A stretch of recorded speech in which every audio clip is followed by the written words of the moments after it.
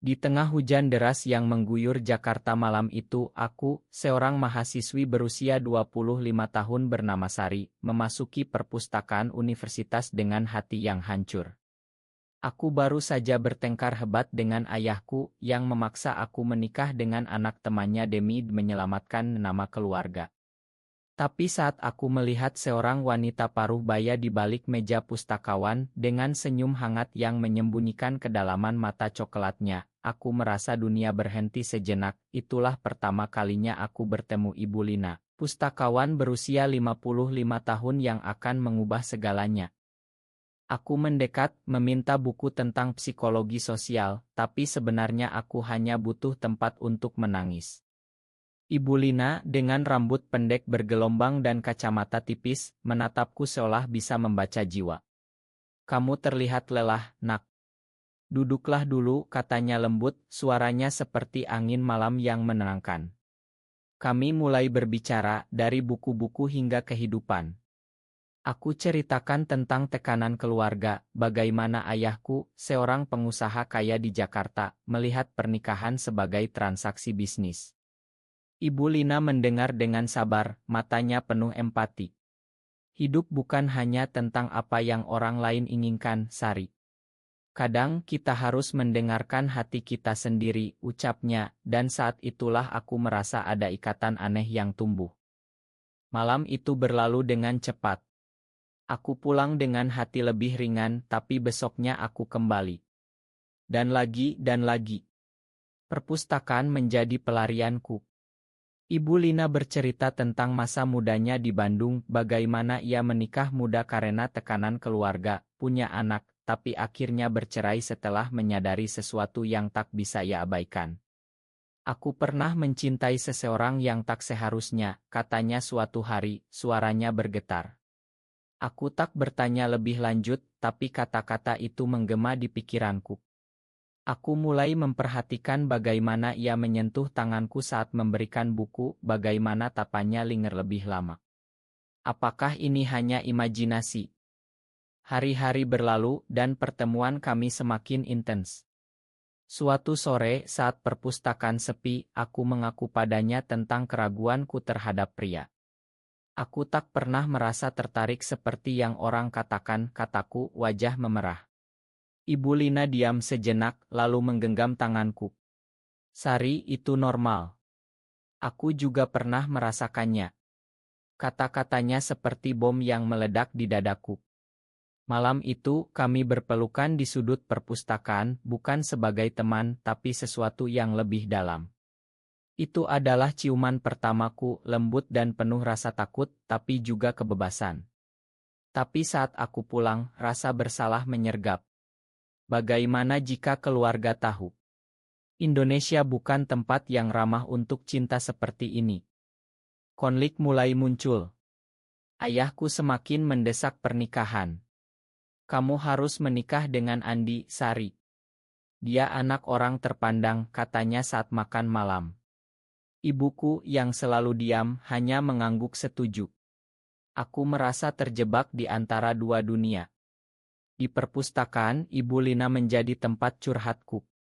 Ia ceritakan tentang masa lalunya, mencintai seorang teman wanita di masa kuliah, tapi menyembunyikannya karena takut dicap sakit oleh masyarakat. "Aku menikah untuk menutupinya, tapi itu hanya menyakiti semua orang," katanya dengan air mata. Aku mulai memahami kedalaman lukanya. Suatu hari, kami bertemu di luar perpustakaan, di sebuah kai kecil di blok M di sana. Ibu Lina mengaku sepenuhnya.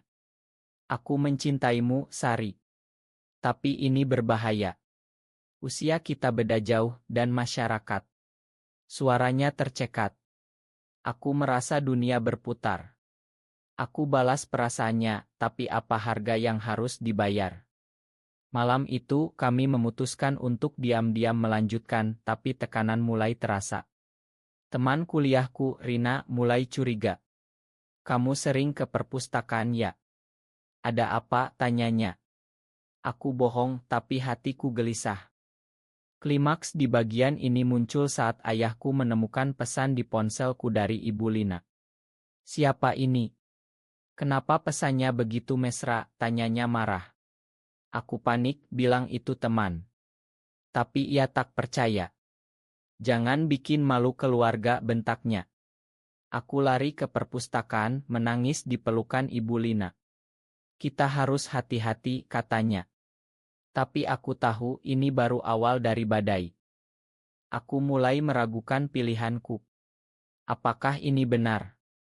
Masyarakat Indonesia, dengan norma agama dan budaya yang kuat, melihat cinta sesama jenis sebagai dosa. Aku ingat ceramah di masjid tentang penyimpangan. Tapi di sisi lain, perasaan ini begitu nyata.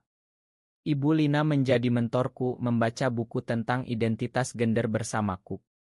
Kita bukan monster, Sari. Kita manusia yang mencinta, katanya. Tapi keraguan tetap ada. Akhirnya, di akhir minggu itu aku memutuskan untuk bertemu Andi, calon suami yang dipilih ayah.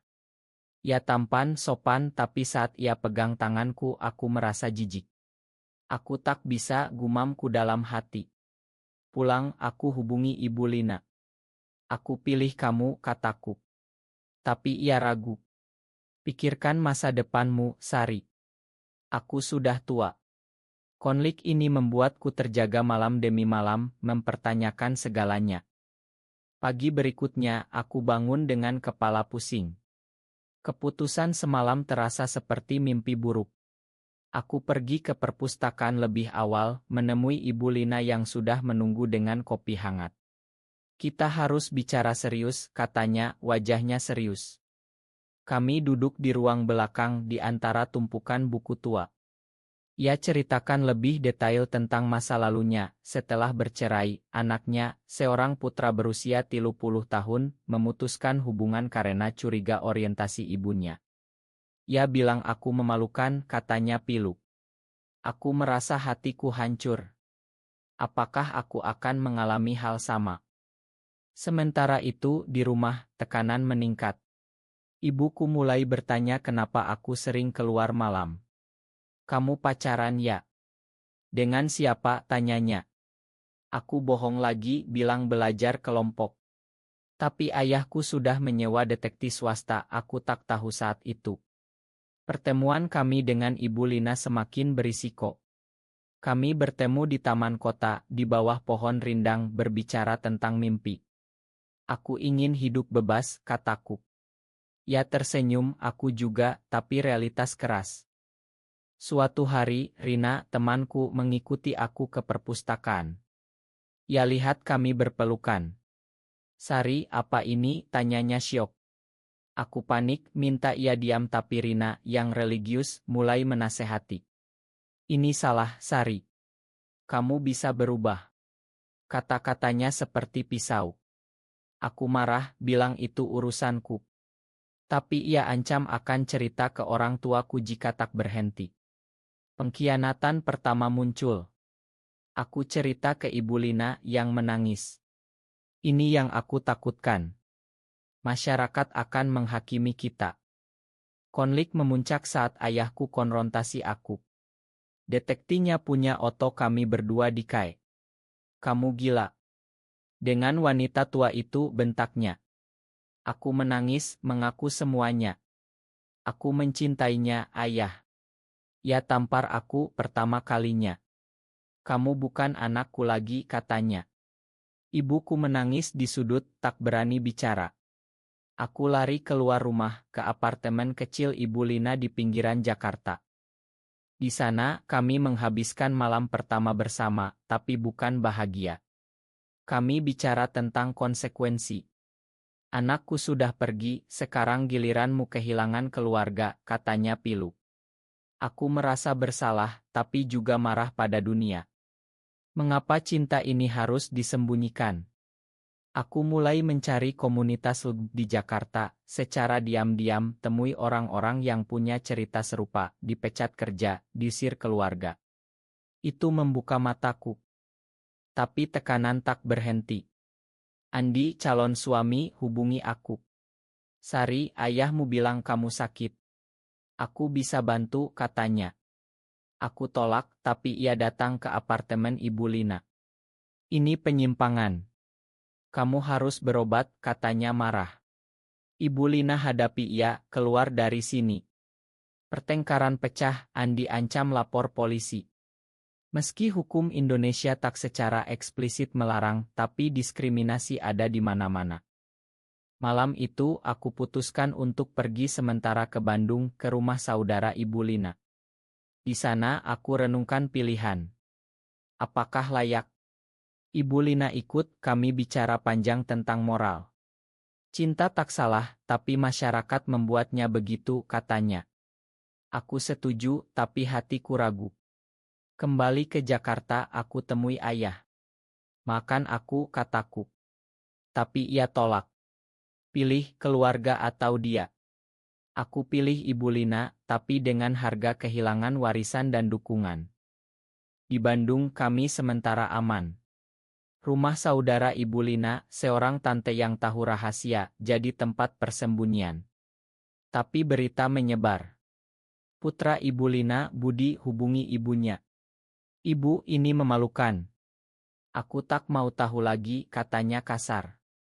Ibu Lina menangis berhari-hari. Aku peluk ia, tapi merasa bersalah. Apakah aku egois? Konflik internalku semakin dalam. Aku mulai mimpi buruk, dicemooh orang, diusir dari masyarakat. Kembali ke Jakarta setelah seminggu, realitas menyergap. Universitasku tahu rumor, dosen mulai pandang aneh. Sari, okus belajar ya, kata satu dosen, tapi nada menghakimi. Rina, temanku putus pertemanan. Aku tak bisa dukung ini, katanya. Pengkhianatan kedua. Aku merasa sendirian kecuali dengan Ibu Lina. Kami putuskan untuk terbuka ke beberapa teman dekat Ibu Lina yang ternyata ada komunitas kecil lesbian di Jakarta. Mereka cerita pengalaman, satu dipecat dari pekerjaan bank karena orientasi, yang lain diusir keluarga desa. Tapi momen kritis datang saat ayahku lapor ke polisi, tuduh Ibu Lina merusak anaknya. Polisi datang ke perpustakaan, interogasi Ibu Lina. Ini urusan pribadi, katanya tegas. Aku hadir, bela ia. Kami saling mencinta, tak ada yang salah. Polisi meski tak bisa dakwa, tapi beri peringatan, hati-hati, masyarakat tak suka. Itu membuat kami takut. Ibu Lina dipecat dari perpustakaan.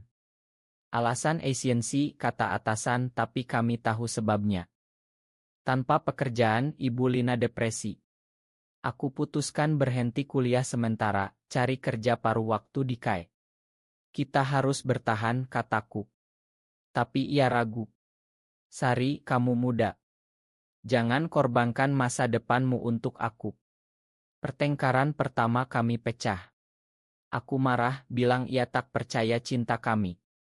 Ia menangis, aku takut kehilanganmu karena ini. Kami berdamai, tapi luka ada. Sementara itu ibuku hubungi diam-diam, Sari, pulanglah. Ayahmu sakit karena ini. Aku ragu. Apakah ini jebakan? Aku pergi ke rumah, temui ayah yang terbaring lemah. Ma, ayah, kataku. Ya tatap aku, kenapa kamu pilih jalan ini? Aku jelaskan perasaanku tentang bagaimana masyarakat salah paham. Ya diam, tapi tak usir aku. Itu langkah kecil. Tapi tragedi datang. Budi, putra Ibu Lina, datang ke apartemen. Ibu berhenti. Ini menghancurkan keluarga. Ya salahkan aku, bilang aku manipulator. Ibu Lina bela aku, tapi Budi pergi dengan marah. Malam itu Ibu Lina sakit jantung kambuh. Aku bawa ke rumah sakit. Dokter bilang stres penyebabnya. Aku menangis di samping ranjangnya, mempertanyakan segalanya. Apakah cinta ini layak dengan semua sakit? Setelah keluar rumah sakit, Ibu Lina lebih lemah. Kami putuskan pindah ke Bali, harap lingkungan lebih terbuka. Di sana, kami sewa rumah kecil dekat pantai. Awalnya indah, jalan-jalan pagi, bicara tentang masa depan. Tapi berita dari Jakarta datang. Ayahku sakit parah, minta aku pulang. Ini karenamu, kata ibuku di telepon. Aku terpecah. Pilih keluarga atau cinta. Di Bali, kami temui komunitas lebih besar. Mereka dukung cerita sukses, pasangan yang bertahan meski tantangan. Itu beri harapan. Tapi Ibu Lina semakin ragu. Usiaku, Sari. Kamu butuh seseorang semur. Aku tolak, bilang usia tak penting. Tapi ia mulai menjauh, mungkin untuk lindungi aku. Kembali ke Jakarta untuk ayah, aku temui ia di rumah sakit. Sari, aku salah. Aku takut masyarakat, katanya lemah. Aku menangis, makan ia. Tapi ia minta aku putus dengan Ibu Lina. Demi masa depanmu. Aku ragu lagi. Di sisi lain Budi hubungi aku, ancam. Jauhi ibuku atau aku publikasikan semuanya. Pengkhianatan ketiga, Rina posting di media sosial tentang teman yang tersesat. Rumor menyebar, aku dapat ancaman online. Kembali ke jalan benar, kata satu pesan. Aku takut. Hubungi Ibu Lina yang di Bali. Kita harus bertahan, katanya. Tapi aku lihat ia lelah. Momen puncak, aku putuskan konfrontasi Budi. Temui ia di KAE. Kenapa benci ibumu, tanyaku.